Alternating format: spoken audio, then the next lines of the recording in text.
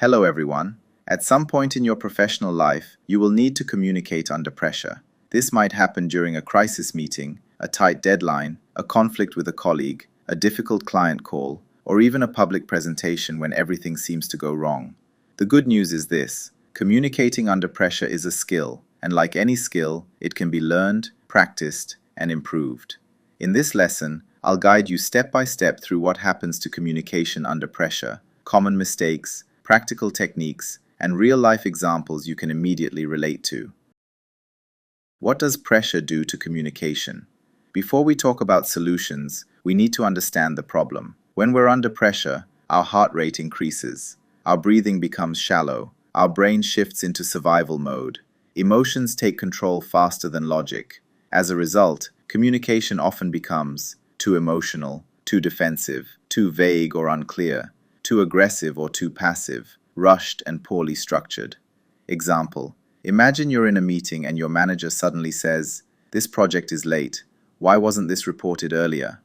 Under pressure, you might respond with excuses, blaming others, silence, defensive tone.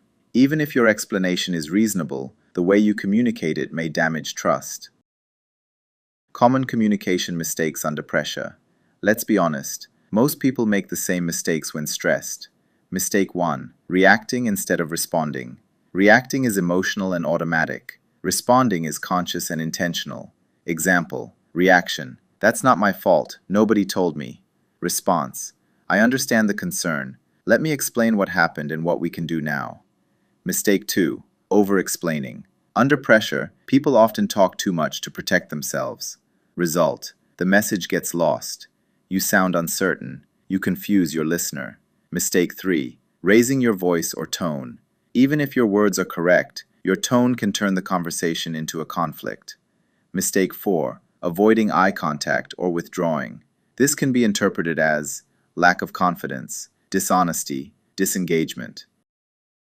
The core principle: calm first, words second. Here's a key rule I want you to remember. You cannot communicate clearly if you are not calm internally. Communication under pressure is not about speaking faster or stronger. It's about regaining control before speaking. A simple technique: the 3-second pause. Before responding, pause for 3 seconds. Take one slow breath, then speak. This tiny pause reduces emotional reactions, improves word choice, shows confidence. Structuring your message under pressure. When things are tense, structure is your best friend. Use the CALM framework. C. Clarify the situation. A. Acknowledge emotions or concerns. L. Limit your message to key points. M. Move toward a solution. Example: client complaint. Client says, "This delay is unacceptable." Your response: clarify: "I understand the delivery was delayed." Acknowledge: "I can see why this is frustrating." Limit: "The delay was caused by a system outage." Move forward: "Here's how we're fixing it and what you can expect next." Clear, calm, professional. Communicating under pressure in different situations. High-pressure meetings. Tips: prepare 2 to 3 key points in advance. Speak slower than normal. Use short, clear sentences. Example: instead of, "There were multiple factors and several departments involved," say, "There are 2 main reasons. First, second." Conflict or emotional conversations. When emotions are high, validate feelings without agreeing with blame. Use I statements. Example: instead of, "You're wrong about this," say, "I see this differently and I'd like to explain my perspective." Crisis or emergency situations. In crisis communication, clarity beats politeness. Simplicity beats detail. Example: "We have a system issue. Customer data is safe. We'll update you in 30 minutes. No panic, no speculation, just facts and next steps." Nonverbal communication under pressure. What you don't say often matters more than what you do say. Under pressure, pay attention to posture, upright, open; facial expression, neutral, controlled; hand movements, calm, not frantic; breathing, slow and deep. People trust calm body language more than perfect words. Practical exercise for you. Here's a simple exercise I recommend practicing regularly: the pressure rehearsal. Think of a stressful communication scenario you often face. Write down one emotional reaction you usually have, one calm response you want to give instead. Practice saying the calm response out loud. The brain learns through repetition. What you practice calmly today, you'll perform under pressure tomorrow. Final thought for you as a learner. Let me leave you with this important reminder. Pressure doesn't create poor communication. It reveals untrained communication habits. When you train your awareness, structure, tone, and emotional control, pressure becomes manageable. You won't avoid stressful situations, but you'll face them with clarity and confidence. And that, dear friends, is the true power of communicating under pressure. Let's dive into a topic that every single one of us has faced at some point, whether at work, at home, or even in a casual conversation. Today's lesson is managing emotional outbursts in conversations. I want you to imagine this as a safe learning space. We're not here to judge emotional reactions. We're here to understand them, manage them, and communicate better because of them. What is an emotional outburst? An emotional outburst is a sudden, intense emotional reaction that disrupts healthy communication. It can show up as raised voice or shouting, angry or defensive language, crying or shutting down, sarcasm or passive-aggressive comments, losing focus on the actual topic. Important point. Emotional outbursts are not signs of weakness. They are signs that emotions have exceeded a person's ability to regulate them in that moment. Why do emotional outbursts happen? Let's understand the root causes first. Most outbursts are not about this moment. They're about what the moment represents. Common triggers: feeling disrespected or ignored, feeling misunderstood, high stress or fatigue, fear of failure or loss, accumulated frustration, personal values being challenged.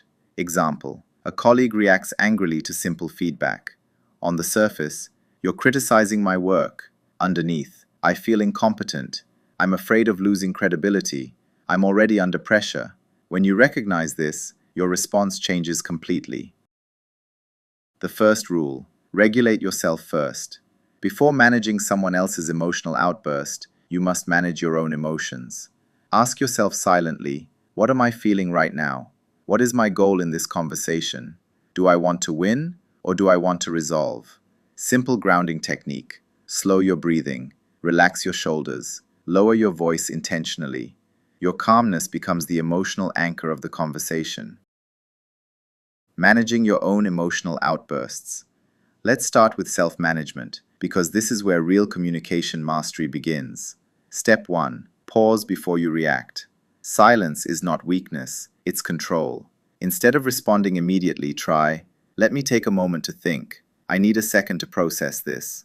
Step 2. Name the emotion, privately. Identifying the emotion reduces its power. Examples: I'm feeling attacked. I'm feeling overwhelmed. I'm feeling angry, not because of this comment, but because I feel unheard.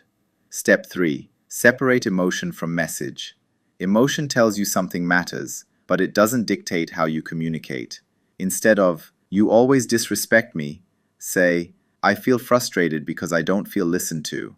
Same emotion, completely different impact. Managing someone else's emotional outburst. This is where many conversations fail, not because of emotions, but because of how people respond to emotions. What not to do: don't interrupt. Don't minimize feelings. You're overreacting. Don't argue with emotions. Don't match their intensity. What to do: acknowledge the emotion. You don't have to agree, you just have to acknowledge. Examples: I can see that this is really upsetting for you. I hear how frustrated you are. This alone can reduce emotional intensity by half. Slow the conversation down. Emotions escalate when conversations move too fast. Try, "Let's slow this down for a moment. I want to understand you clearly." Redirect to the core issue. Once emotions settle slightly, guide the conversation back. Example: I understand you're angry. Let's focus on what specifically needs to change. Real-life scenarios. Scenario 1. Workplace conflict. Your manager raises their voice during a meeting. Ineffective response: "You don't have to shout at me." Effective response: "I want to understand your concern, but I'd appreciate discussing this calmly." You're setting a boundary without escalating. Scenario 2. Team disagreement. A teammate becomes defensive and emotional. Ineffective response. Relax, it's not a big deal. Effective response. It seems like this matters a lot to you. Can you explain what's bothering you? Validation opens dialogue. Scenario 3. Personal relationship. Someone says something hurtful during an emotional moment. Ineffective response. You're always like this. Effective response. I care about this conversation, but I don't feel comfortable continuing it this way. Can we take a break and come back to it? This protects both the relationship and your emotional health. Setting boundaries during emotional conversations. Managing emotions does not mean tolerating disrespect. Healthy boundary statements. I'm willing to talk, but not if we're shouting. Let's pause and continue when we're calmer. I want this conversation to be productive for both of us. Boundaries are not punishments. They are communication safety tools. After the emotional moment, reflection and repair. Once emotions have cooled down, follow up. Ask questions like, what triggered that reaction? What can we do differently next time? How can we communicate better under pressure? This transforms emotional outbursts into learning moments. Key takeaways for you as a communicator. Emotions are information, not enemies. Calmness is a leadership skill. Validation reduces defensiveness. Boundaries protect healthy communication. Reflection turns conflict into growth. Final thought for you. As communicators, our goal is not to eliminate emotions, but to navigate them with awareness, respect, and clarity. When you manage emotional outbursts effectively, you don't just resolve conflicts, you build trust, credibility, and stronger relationships. In this session, I want you to imagine that we are not just talking about theory. We are talking about real conversations, the kind that happen at work, in meetings, with customers, with colleagues, and even in personal life. Conflicts don't usually explode suddenly. Most of the time, they build up step by step, and the good news is, they can also be calmed down step by step. Let's walk through this together in a practical, friendly, and realistic way. What does de-escalation really mean? De-escalation is not about winning an argument. It is about lowering emotional intensity so a conversation can move from reaction to resolution. Escalation looks like this: raised voices, defensive language, blame and accusations, you always, you never statements. De-escalation looks like this: slower pace, calm tone, a focus on understanding, not proving, respectful language. Your goal as a communicator is simple: create enough emotional safety so people can think again. Step 1. Regulate yourself first. Before you can calm someone else down, you must stabilize your own emotions. Ask yourself silently, am I reacting or responding? Is my tone helping or hurting right now?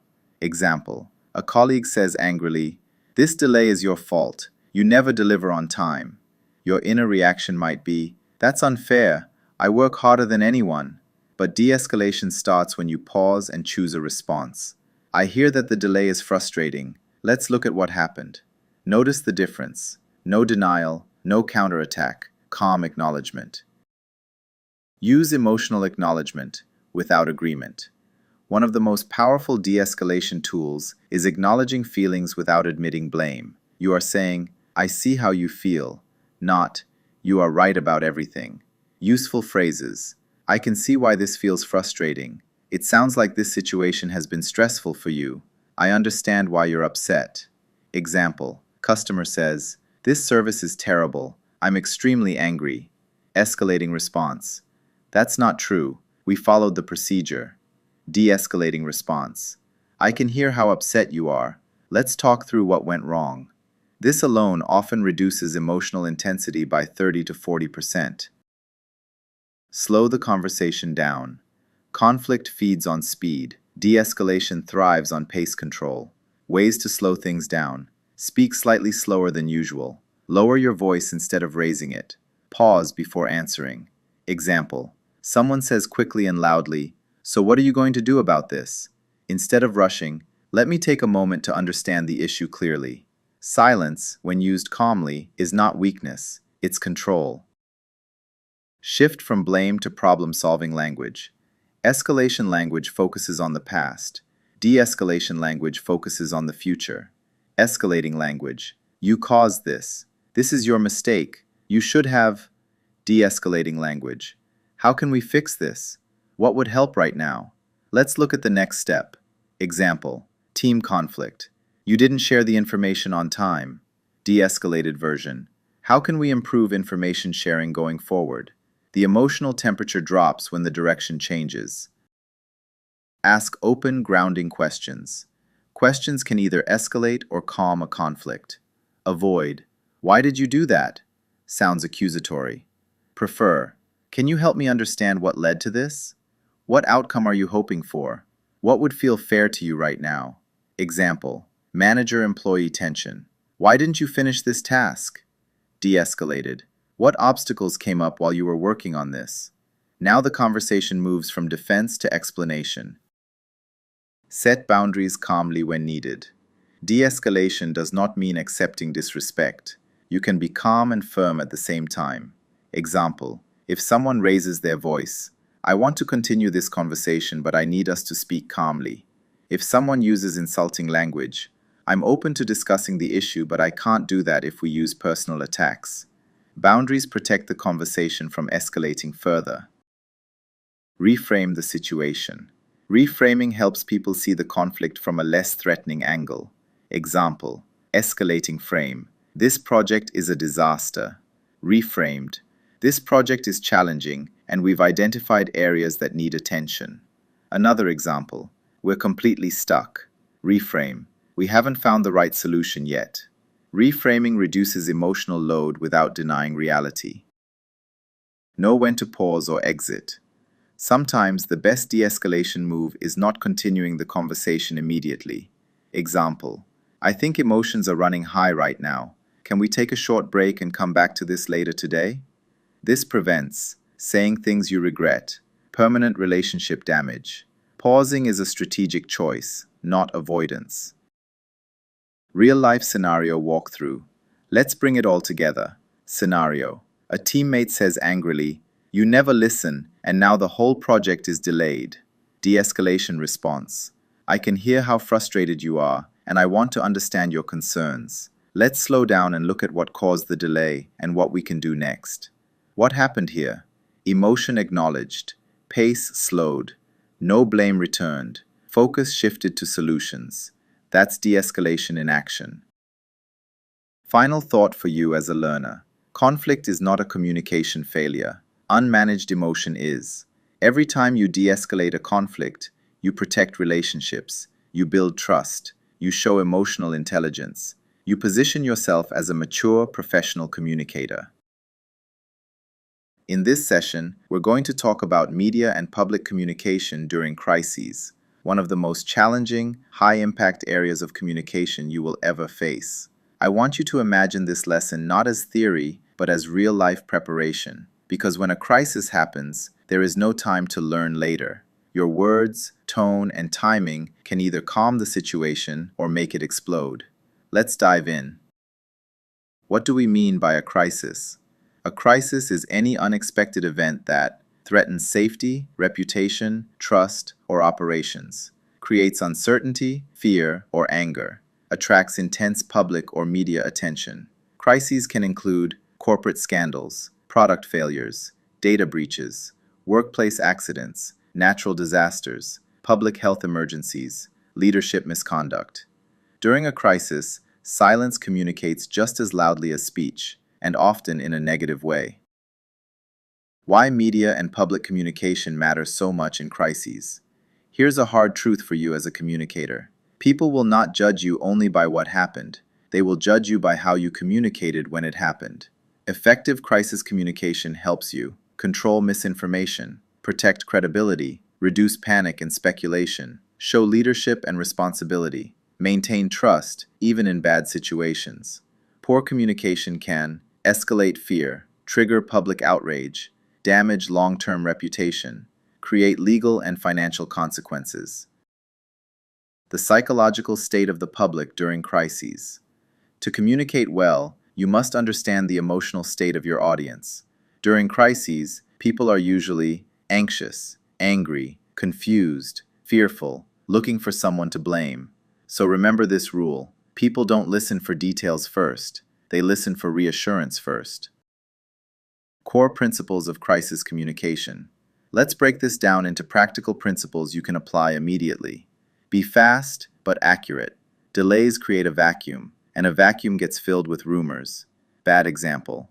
We are still evaluating the situation, for days with no updates. Better approach. We are aware of the situation, we are investigating, and we will share verified information as soon as possible. Speed builds trust, but never sacrifice accuracy. Be honest, even when the truth is uncomfortable. If you lie, minimize, or hide facts, the truth will come out later, and the damage will be worse. Bad example. There is no issue, and later evidence proves otherwise. Better approach. We acknowledge the issue and take responsibility for addressing it. Honesty doesn't mean oversharing, it means not misleading. Show empathy before explaining. This is one of the most common mistakes. Wrong order. Facts, statistics, technical explanations. Correct order. Empathy, concern, responsibility, facts. Example. Our thoughts are with those affected. We understand how concerning this situation is. Your safety is our priority. Here is what we know so far. Empathy is not weakness, it's leadership. Use clear, simple language. In a crisis, avoid jargon, avoid complex explanations, avoid defensive language. People under stress cannot process complicated messages. Instead of, due to operational discrepancies within our internal systems, say, a system error caused the problem. Clarity builds credibility. Communicating with the media during a crisis. Let's focus specifically on media interaction. Designate a single spokesperson. One voice, one message. Multiple voices lead to contradictions, confusion, loss of control. The spokesperson should be calm, trained, credible, emotionally controlled. Prepare key messages and stick to them. Before facing the media, define what happened, what you are doing, what people should expect next. Repeat these messages consistently. Example: we take this situation seriously. We are actively investigating. We will provide updates regularly. Repetition is not evasion, it is message discipline. Never say no comment. No comment sounds like guilt, arrogance, avoidance. Better alternatives. We're not able to share details yet, but we will update you as soon as possible. That information is still being verified. Stay calm under aggressive questioning. Journalists may push hard, especially during crises. Bad response. That's not fair. You're misrepresenting us. Better response. I understand the concern. Let me clarify what we know at this moment. Calmness equals control. Public communication. Speaking to the wider audience. Now let's talk about public-facing communication. Social media, press releases, public statements. Acknowledge public concerns openly. Ignoring public reactions makes them louder. Example: we've seen the concerns shared online, and we want to address them directly. This shows awareness and respect. Be consistent across all channels. Your message must align across press statements, social media, website updates, internal communication. Inconsistency creates doubt. Avoid defensive or blaming language. Bad example: this issue was caused by external factors beyond our control. Better approach: we recognize our responsibility and are taking corrective action. Accountability builds trust, even when mistakes happen. Common crisis communication mistakes. Learn from these. Let's look at mistakes many organizations make, so you don't repeat them. Staying silent for too long, downplaying the situation, sounding cold or robotic, overloading with technical details, blaming others, changing the story over time. Each of these damages credibility. Practical scenario example. Imagine this scenario. A company experiences a major data breach affecting customer information. Poor communication. No public statement for days. Vague technical language. No apology. Customers find out through media leaks. Effective communication. Immediate acknowledgement. Clear explanation of what is known. Apology and empathy. Clear next steps and updates. Same crisis, completely different outcomes. Your role as a communicator in crises. As future leaders and professionals, your role is to stay calm under pressure, communicate with integrity, balance transparency and responsibility, Put people first, always. Crisis communication is not about perfection. It's about presence, honesty, and leadership. Final thought for you. Let me leave you with this. In moments of crisis, people don't expect flawless answers. They expect human, responsible, and sincere communication. If you remember that, you will communicate effectively, even in the hardest moments. In this lesson, we're going to work on a very practical and highly valuable skill, preparing crisis communication plans. I want you to imagine something first. It's Monday morning. You open your phone and see dozens of notifications. Customers are angry. Journalists are calling. Social media is exploding. Something went wrong. A data breach, a service outage, a safety incident, or a public accusation. In that moment, communication becomes more important than the crisis itself. That's exactly why we prepare crisis communication plans before a crisis happens, not after. Let's walk through this step by step, like professionals. What is a crisis communication plan? A crisis communication plan is a predefined roadmap that answers three critical questions. Who speaks? What do we say? How and where do we say it? It is not a long theoretical document. It is a practical playbook designed to reduce panic, confusion, and reputational damage. Think of it as a fire escape plan for communication. You hope you never need it, but if you do, it can save everything. Why crisis communication plans matter. Many organizations fail during crises, not because of the crisis itself, but because of poor communication. Common mistakes when there is no plan. Silence for too long. Contradictory messages from different people. Emotional or defensive statements. Oversharing or hiding critical information. Speaking before verifying facts. A solid crisis communication plan builds trust, shows control and responsibility, reduces legal and reputational risks, keeps employees aligned, protects long-term credibility. Identify potential crisis scenarios. The first step is anticipation. Ask yourself and your team, what could realistically go wrong? Common crisis categories include operational failures, system outages, product defects, legal or compliance issues, data breaches or cyber attacks, health and safety incidents, leadership misconduct, public backlash or social media scandals, natural disasters affecting operations. Example, a food delivery company identifies food safety complaints, driver accidents, app outages during peak hours.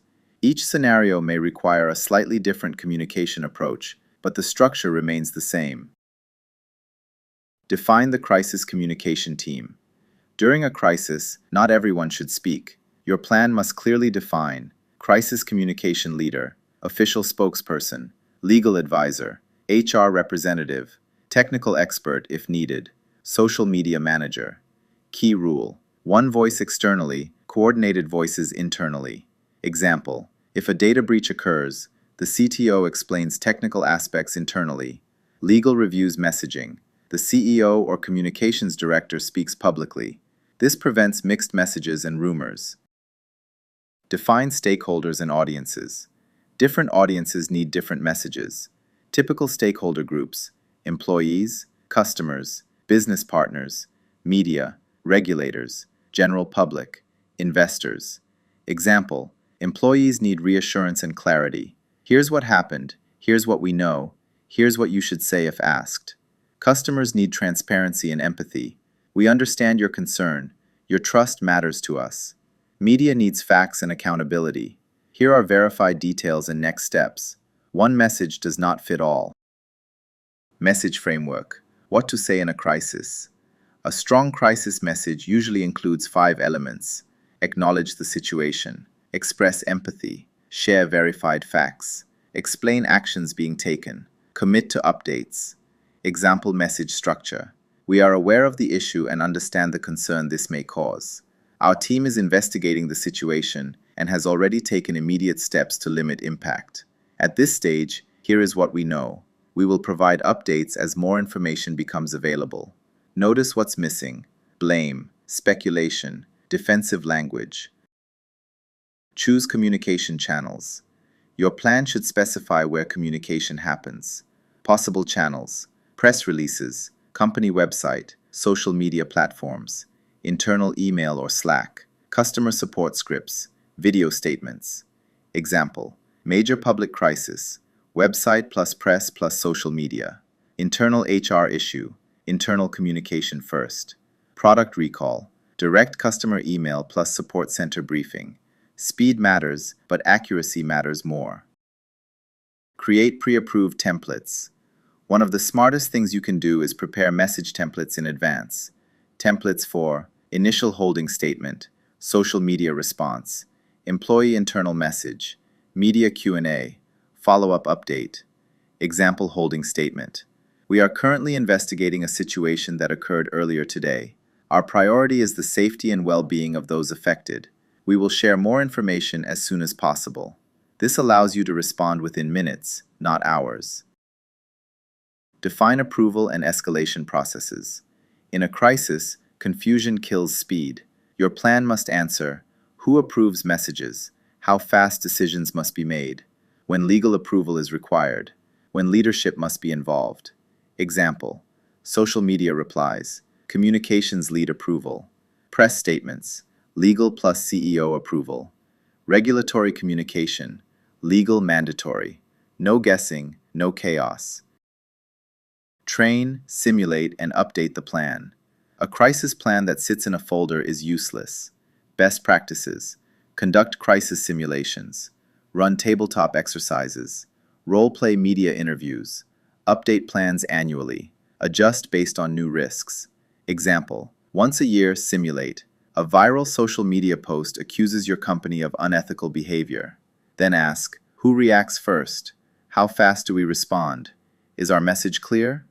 This turns theory into muscle memory. Common mistakes to avoid. Let me warn you about a few classic mistakes. Waiting too long to speak, saying no comment, overpromising outcomes, ignoring social media, being defensive or emotional, treating employees as an afterthought. Remember, silence communicates too, and usually the wrong message. Final thought for you as a communicator. As future communication professionals, leaders, or managers, your role in a crisis is not to be perfect. Your role is to be calm, clear, honest, human, consistent. A well-prepared crisis communication plan gives you confidence when pressure is highest. And trust me, pressure will come.